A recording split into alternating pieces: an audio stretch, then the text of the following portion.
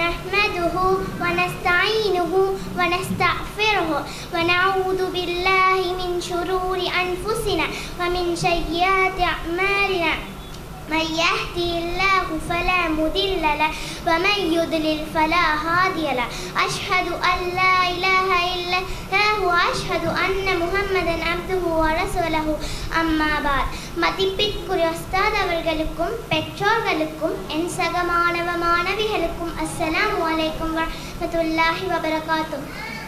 நான் இன்று உங்கள் முன்னிலையில் தூதர் முஹம்மது நபி ஸல்லல்லாஹு அலைஹி வஸல்லம் அவர்களை பற்றி கூற வந்துள்ளேன். நபி ஸல்லல்லாஹு அலைஹி வஸல்லம் அவர்கள் மக்காவில் ஆமுல் ஃபில் யானை வருடம் பிறந்தார். தாயின் வயிற்றில் இருக்கும் போது தந்தை அப்துல்லாவை இழந்தார். தனது 6வது வயதில் தாயார் ஆமினாவும் மிரியாடி சேர்ந்தார். பின்னர் பாட்டனார் அப்துல் முத்தலிஃபின் பராமரிப்பிலும் வளர்ந்தார்.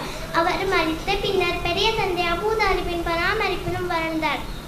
அவரது நேர்மையையும் நற்குணங்களையும் கண்டு அவரை அல் அமீன் அஸ்ஸாதிக் என அழைத்தார்கள்.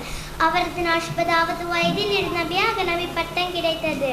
நபி ஸல்லல்லாஹு அலைஹி வஸல்லம் அவர்கள் தனது 25வது வயதில் கதீஜா ரலியல்லாஹு அன்ஹா அவர்களை திருமணம் செய்தார்கள்.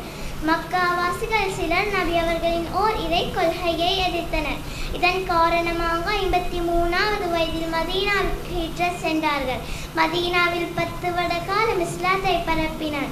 தனது 63வது வயதில் மதீனாவிலே இறையடி சேர்ந்தார். இத்துடன் எனது உரையை நிறைவு செய்தேன்.